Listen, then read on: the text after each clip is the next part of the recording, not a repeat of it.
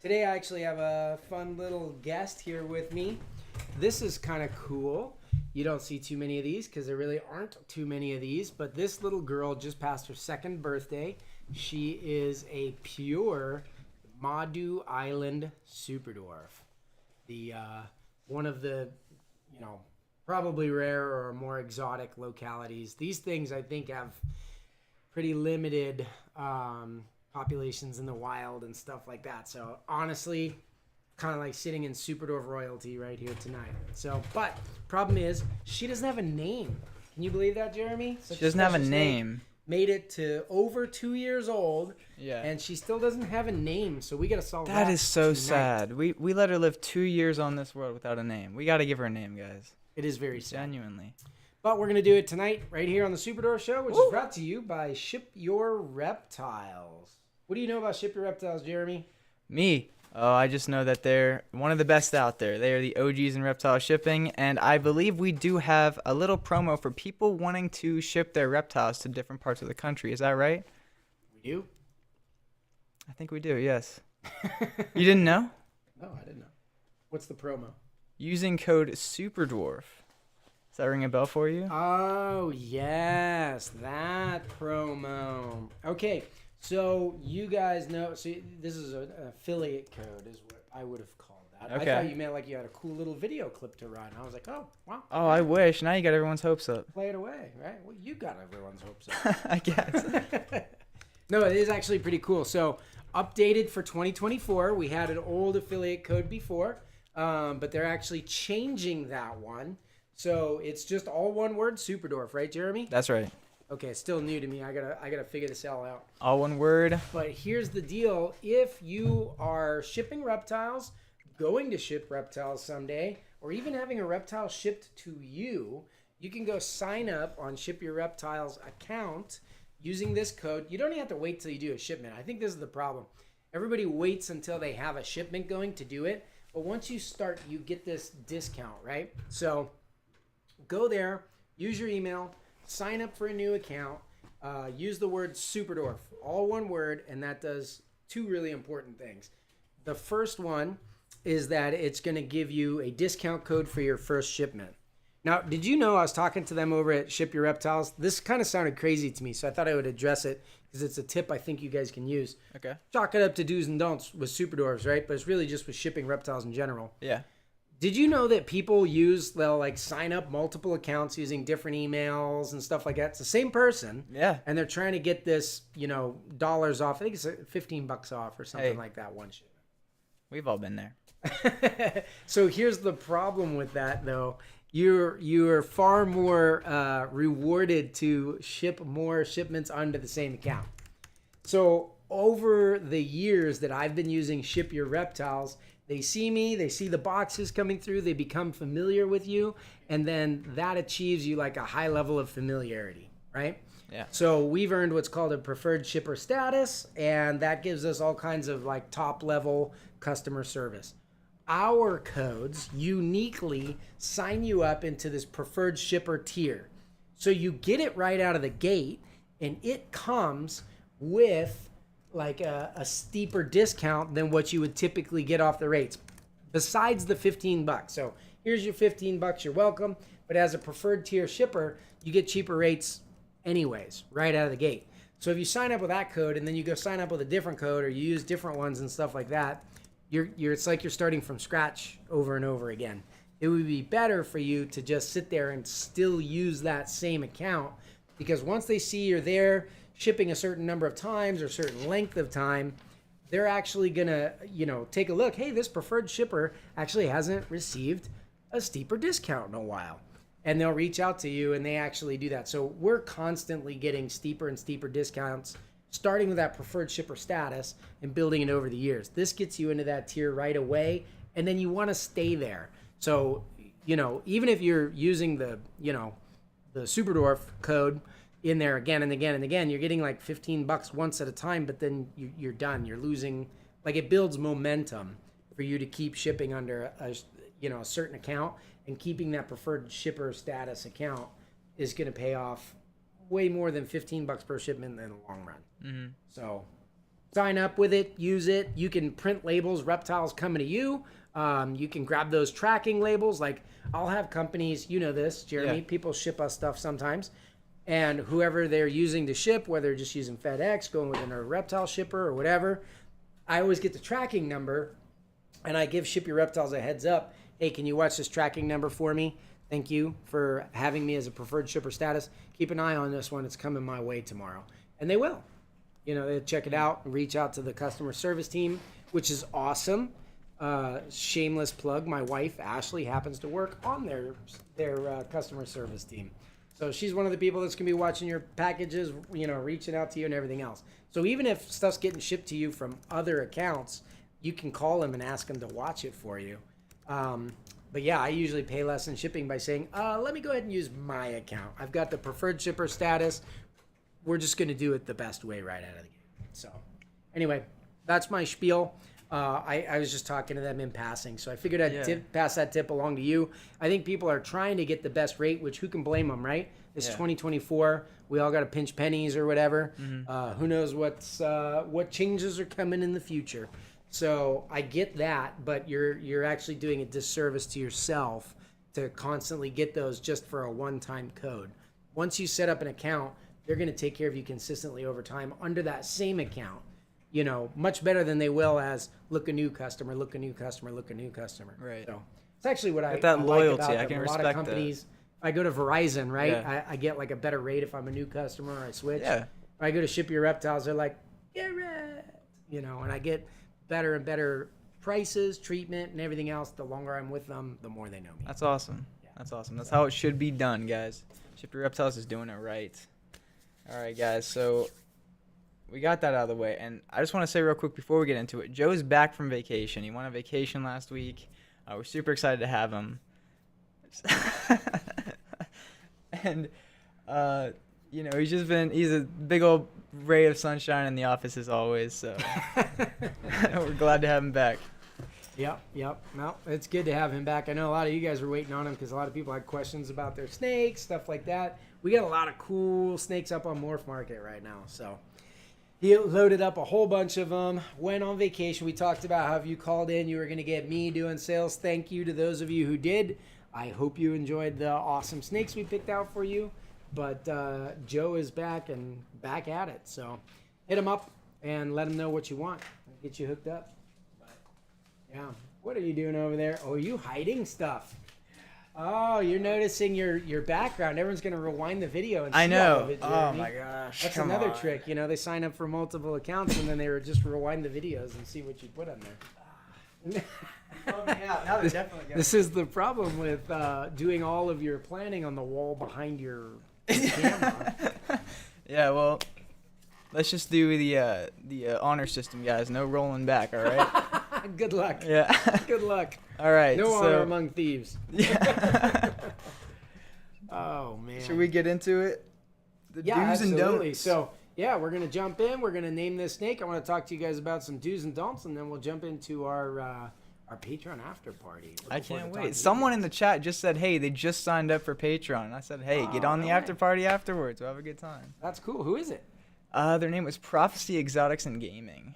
What's up, Yes. guys? Welcome to Patreon. It's actually, I love the after parties. They're a good time. Yeah. Dude, and so much stuff happens. Mm-hmm. Half the time we like hang out here, but especially on like the breeder tier, which I think we do have a spot open on that one. When we do our breeder tier meetings and our after parties, we kind of just grab the camera and walk through the shop and check stuff out and hang. So it's literally like roll up your sleeves and see what you want. Yeah. And Jeremy, I feel like half of our YouTube content things that happen behind the scenes are like happening as breeder tier is there and then get released like weeks later as a YouTube video. So Yeah, honestly, it is. it's pretty cool. It's pretty cool, But yeah. anyways, we're happy to see you on Patreon. Any of you guys can join. It's $5. You get to hang with us on the after party. Link in the description, and we'll have good times. Yeah. All right, what's the show about tonight? So the show is about do's and don'ts. And I feel like the best way to kind of, go over the main do's and don'ts of, Superdwarf keeping would be to consult our very own ROR care guide.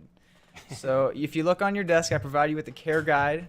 See the care right guide. there. That's Hold it. on, let me put little Miss Nameless down over here. We'll Miss get her back Nameless. here in a minute.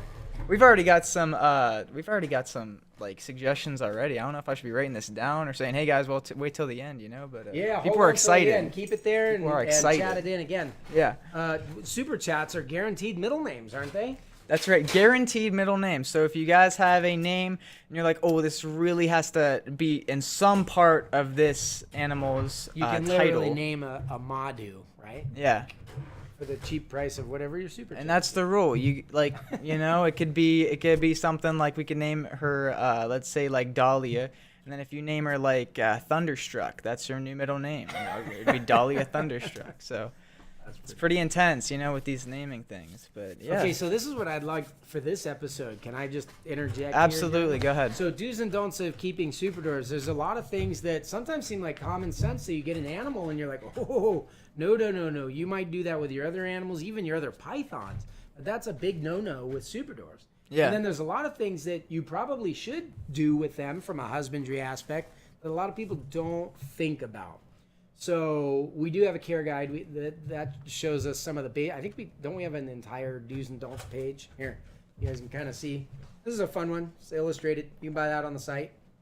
Pretty cool. We wanted to make something that's like kind of collectible. There's not a lot of like in-print, awesome collectible stuff like there was back in the 90s when we had Reptiles magazines hot in your mailbox every month. You were so excited. Any 90s kids in the chats? Raise your hand. You know what I'm talking about. Come on, guys. Raise your hand. Self-addressed stamped envelope, price list sending. That was good stuff. So, okay, here it is. Yeah.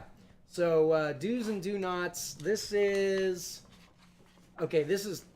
talking about, this page here is in particular is dedicated to like different kinds of enrichments and how to, I guess, get the most out of. That sounds like a weird way to put it, but like your relationship and interaction with your snake. So we can go through some of this. But if you guys have any burning questions and stuff, I'd love to hear them in the chat. So Ask away, guys. I can't see it. Jeremy's going to keep an eye on there, though, and kind of MC that. I was going to say for that. about the chat right now, a lot of people from NC are watching right now, North Carolina. What's up, North Carolina? They're all here. It's crazy.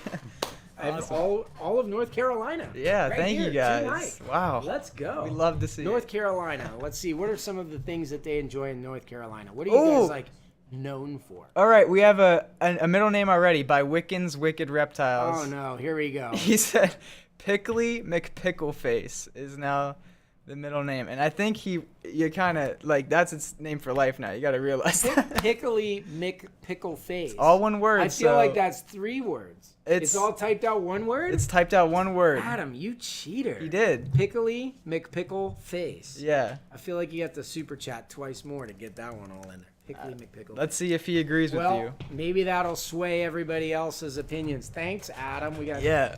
Adam's already named several of the animals. I have a hypo green house name named Bix, which someone told me was spelled wrong. Apparently, Adam Bix, Bicks. Yeah. I just put Bix, but yeah, I don't know. That looks cool. I don't eat those kind of pickles, so that's crazy. I don't know how he thought of that. You know what I mean? Like my brain in a million years would never. Like, pickles and Adam. I don't know why. Something. It's almost like they're always on his mind. Yeah. Adam, you come to Retic Fest July 6th. I heard a rumor that there's potentially a caravan of Canadian YouTubers coming down. All of a sudden, everyone's going to run and join our Patreon so they can come hang with us on July 6th. Yeah, that'd be crazy. You guys know what Retic Fest is, right? Before we get do's and don'ts, should we just like... Let's hop into that real quick. Yeah, Retic Fest. I have a lot of people who are like, let me ask Garrett and make sure I'm invited. Okay, here's the deal, guys. You're all invited. Ta-da. You're invited to Retic Fest. The way we plan it is through our Patreon community. Everyone on our Patreon community at any paying level is invited. That lowest level is like $5 a month. If you want to come to Retic Fest, join for $5, RSVP, and cancel your reservation if you want. Thank you very much for leeching off of us and all we do for the community, but you can do that, and I'm okay with it, honestly. But that's the way we plan it. So we're coordinating all kinds of things. Who's bringing what? Who's gonna be there? When are you coming? People are bringing food. We have catered stuff there. It's a big old party. For those of you that don't know what Retic Fest is, I mean, last year we had over 200 people from around the country and the globe that are all Superdwarf Retic enthusiasts here for basically like a giant open house at Your Reptiles. We have a secret VIP speaker. This is something that in years past we've said the speaker is going to be this person or this person. This is what they're going to talk about. This year, I can just tell you it's going to be fun to meet them. But they didn't want anyone to know they were going to be here. Yeah. So, tantalizing request. They are a person of mystery. So if you want to figure out who that is, you got to come be here. It is in Pittsburgh. It's on July 6th. Yeah. So join the Patreon thing, RSVP, get all the stuff. If you are planning on going, one other tip. We have blocked hotel rooms. Okay, tonight is the last night to reserve your blocked hotel room, or you're on your own for a hotel room. Yeah, that's it. So I know there's a lot of you who are like, oh yeah, I need to do that still. So I figured I'd throw that out there. And this year it's our 4th Retic Fest, but for the first time ever, you're getting a 2-for-1. So if you stick around on Sunday, a lot of people are like, hey, we're in town. What is there to do? My friend Richard Stewart from Tarantula Collective is going to open his place from noon to 4. Now, he's never open to the public. It's a legitimate, micro, what do you call it? Like a macro videography? Is that a word? Studio. Where he has like elaborate sets of environments that these gorgeous adult tarantulas would live in.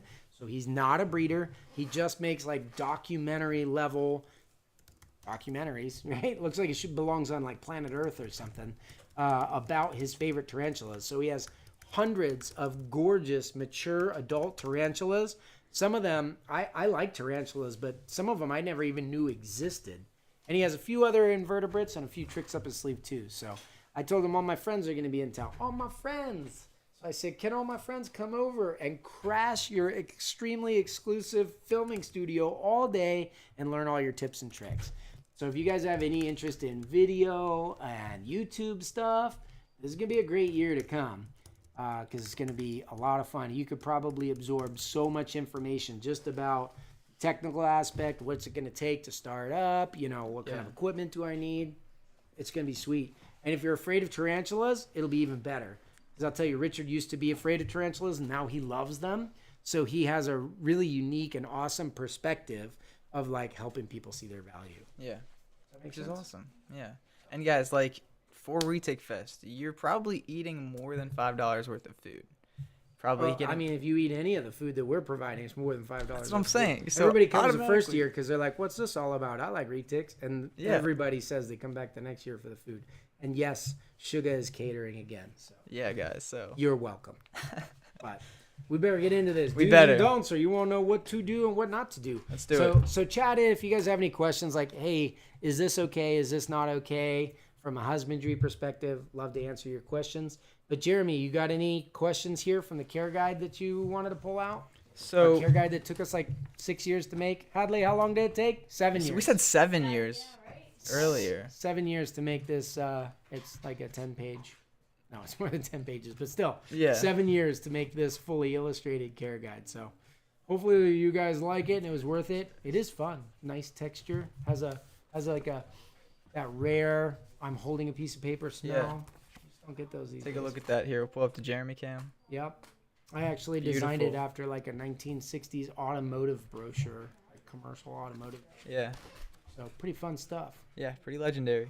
Okay, So do's and don'ts. Let's get into it. Let's looking into it real quick. Yeah. And we'll cover, a lot of this, not everything, but a lot of this. I was looking at don't force anything that puts your SD into a fearful or defensive state. I didn't know if you had a story for that, or like is that just common knowledge you had to put it down? Well, okay, so I think the first thing to consider when you're getting a Superdwarf is like it's moving from one place to another for sure, right? It's your first snake.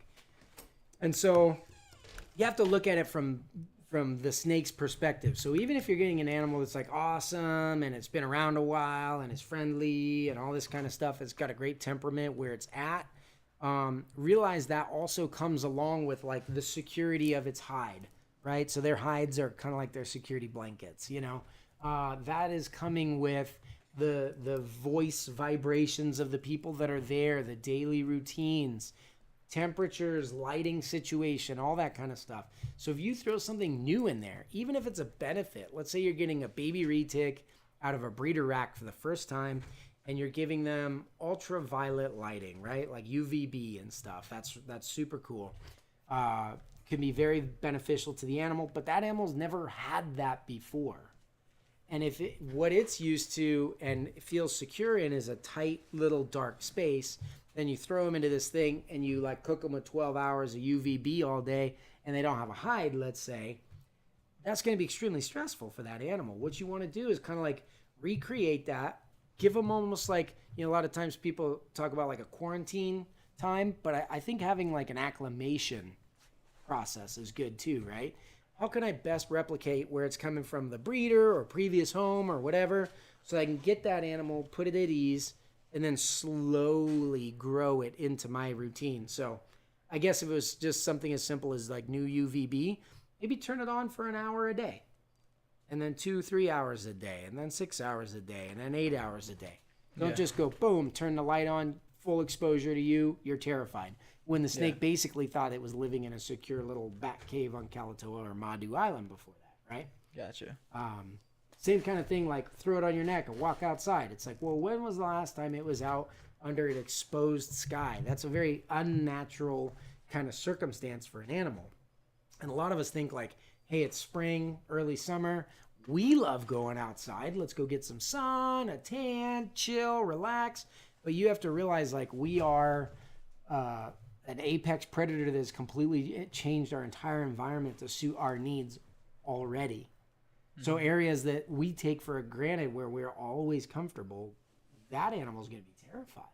Their number one thing is I want security. So, yeah. I think that's one of the things. So this one is like enrichment. While if you guys chat in any specific questions, you can do it.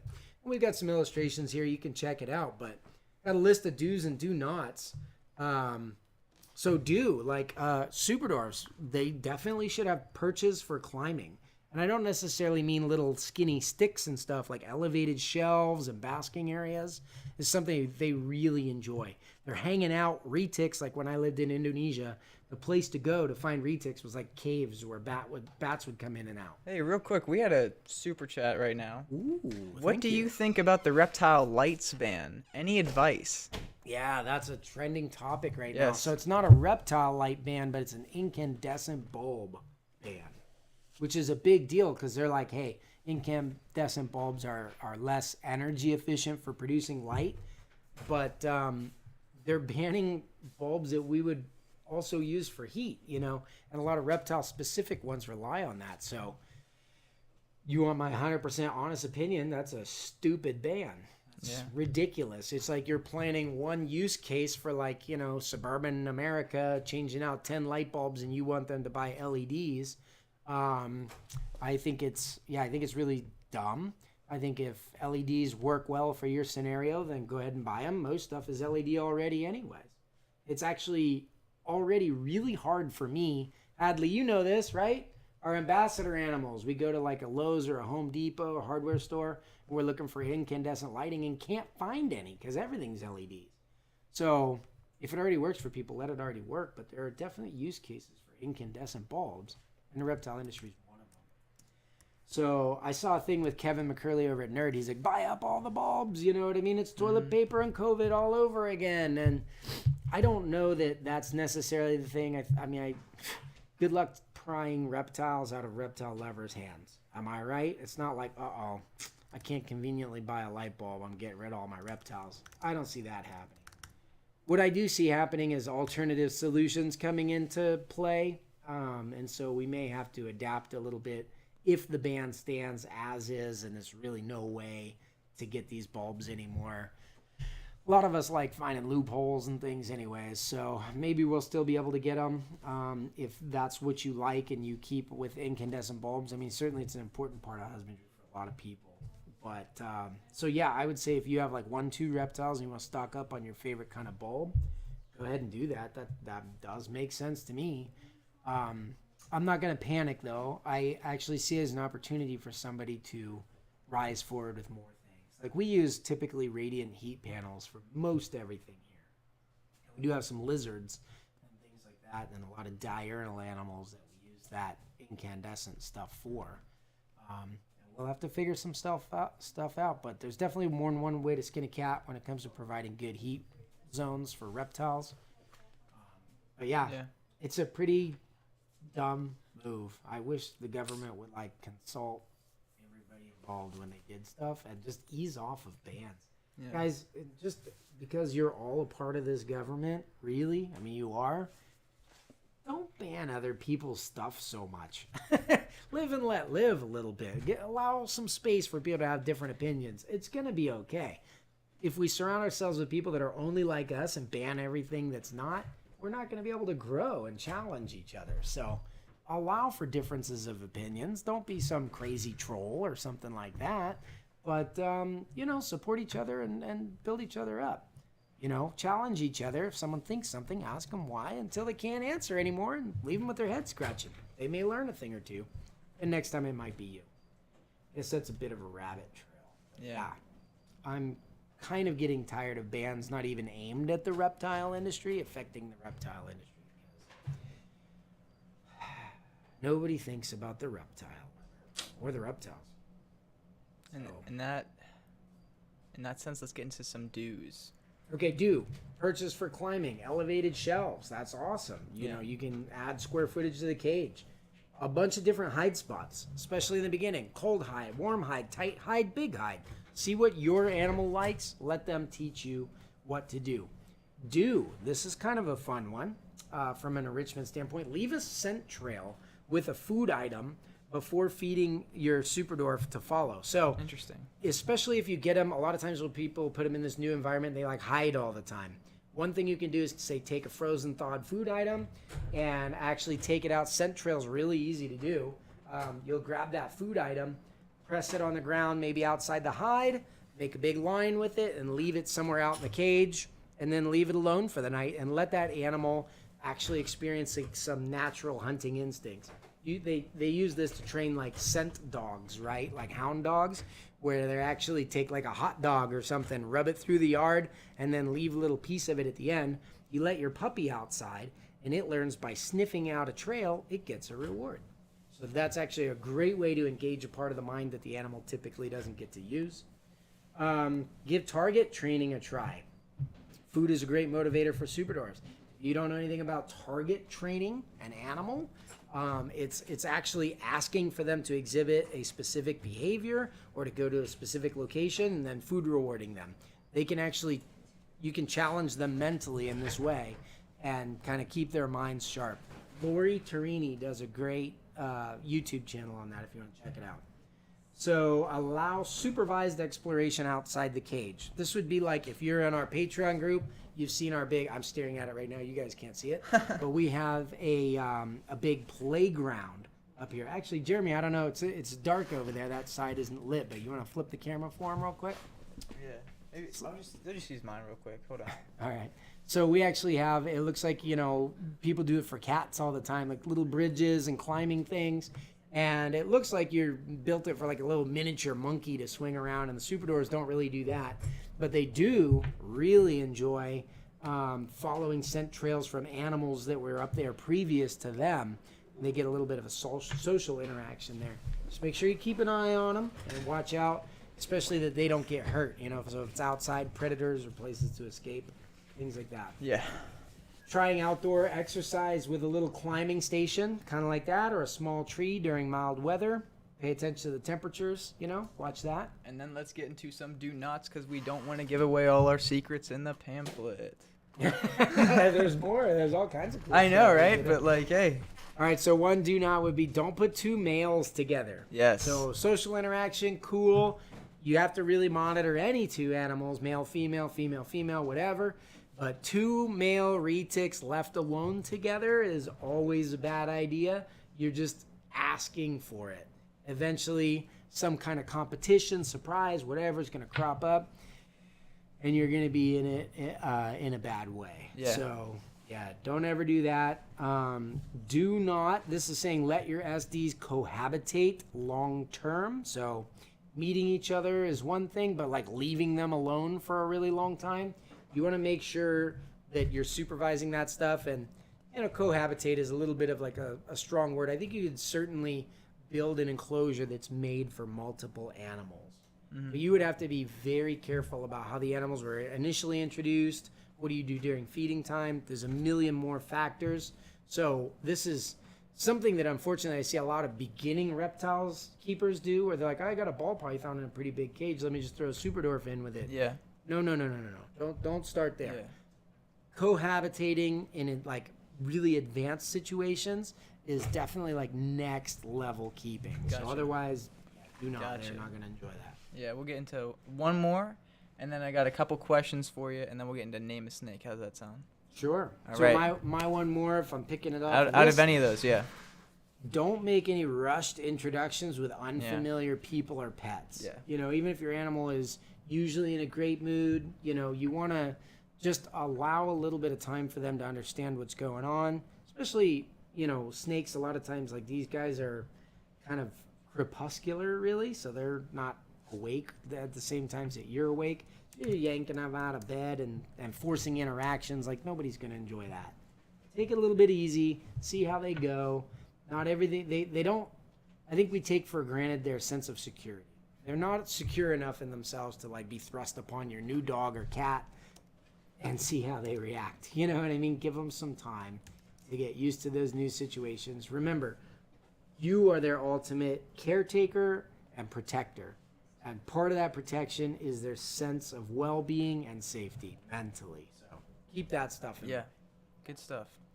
All right, the one question, do you want to get the snake out? We'll have people chat in names, and then I'll give you that question.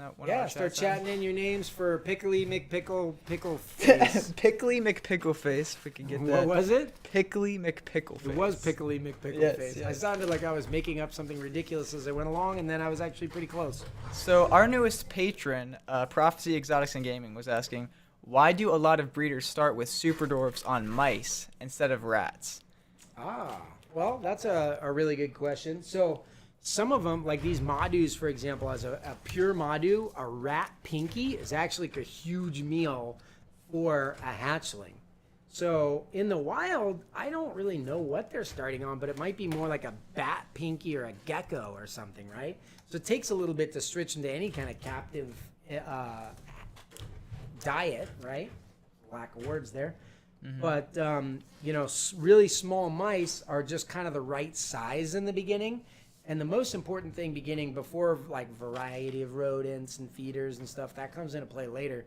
The biggest thing is, like, let's just get you on a good, consistent routine so that the animal understands what's coming next and is prepared for it when it comes to eating. And so, yeah, you're just trying to get them started. So a lot of times real small, you know, like maybe a fuzzy mouse or something would be a starter for a pure Superdwarf. I mean, you can see how small she is even at 2 years old, right? So there's that, number one. And then number two, the nutritional value of mice is actually higher than rats, if you look at it overall. Number three is that nutritional value of a rodent. I mean, there's more like fat in babies, so if you're going for fat, fine. But if you take a baby rodent versus an adult at the same size, the adult is going to have a much more complex composure of amino acids, proteins, vitamins, all that kind of stuff, because they're on a full diet. You can also gut load them and things.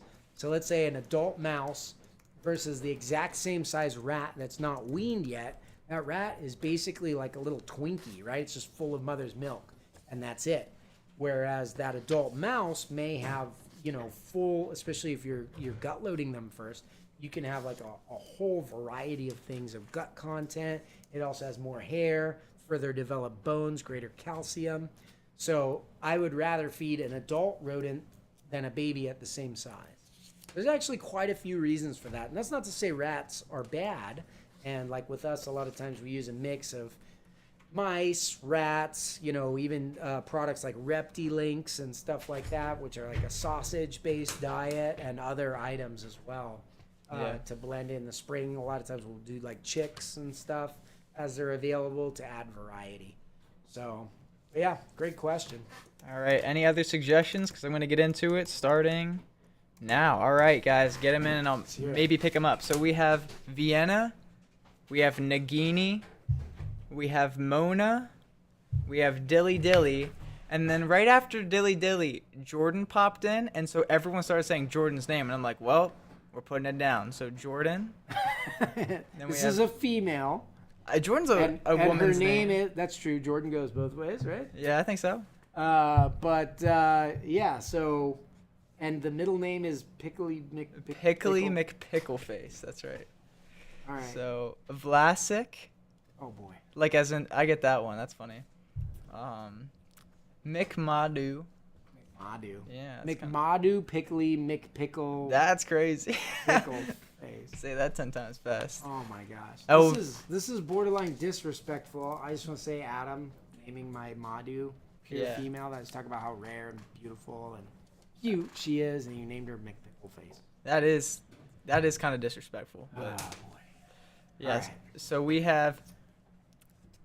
Yeah, and then just one person just said Dilly instead of Dilly Dilly. So, hey, I'm not gonna lie, it's gonna be a tough decision for you. But here we go. Run them down again, and I'm just gonna pick them at face value, and then we'll see how they go with the middle name. Vienna, Nagini, Mona, Dilly Dilly, Jordan. We had like 5 Jordans actually. Vlasic, McMadu, Elvira, Bell, and then just Dilly.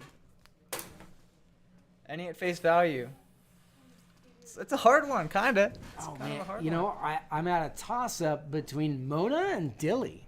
She kind of looks like a Mona, especially in like the Mona Lisa way. So adding a little bit of class and respect on top of the pickle face. Yeah. But then Dilly sounds playful and fun, which she Dilly is. Dilly Pickly, McPickleface. Man, I didn't think about that one. People are now chatting in new names. We've got Erica in the other room there. Yeah. Holler them out to her. Between those two, what should we name Between her? those two? Yeah. Hey Erica, we have a we have a tiebreaker. You need to settle, okay? Okay. This snake right here. Here, come on up here. So there we go. Yeah, go up there. All right, we got Real Erica quick. here tonight. Erica's in the house. Everybody say hi. Say hi, Erica. And then you can come meet her at Retic Fest. That's We right. come to Retic Fest. Okay, good. You can meet her at Retic Fest. Okay, All right, so you do we said have Mona or Dilly? which one What is does it? she look like to you? And then Jeremy will tell you the full name based on your decision. I'd say Dilly. Dilly. Okay, Jeremy, it is? It is Dilly Pickly McPickleface. Is that name? Guys, thanks for playing. Name a snake, Dilly. And I think there's a lot of Dillys actually. The first person to say it. Thank you, Erica. So Susie was the one to say Dilly Dilly. And then I think it was Jason who said just Dilly. I don't. Oh, man. You guys can fight it out who said it first, but congratulations We'll find to out you. on Patreon. I'm sure That's they'll right. both be there in a minute. That's right. I'd love to see the rest of you guys there. So jump on the Patreon app if you're in there on Reach Out Reptiles. Click the link and come hang with us in the after party. We got some fun stuff.